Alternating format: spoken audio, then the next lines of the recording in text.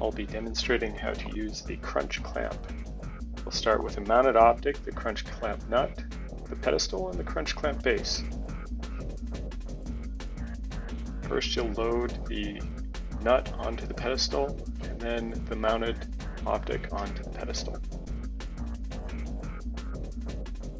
Next we'll load the base into the nut, and then we'll do a rough alignment. And finish by making a mark with a marker or a pencil. Then remove the base, and we'll screw it down to the table or breadboard. Make sure that the screw is tight. Before tightening the nut, we'll do our horizontal alignment. And then we'll tighten down the nut and make sure not to over tighten the nut. And that's it. Thank you very much for watching.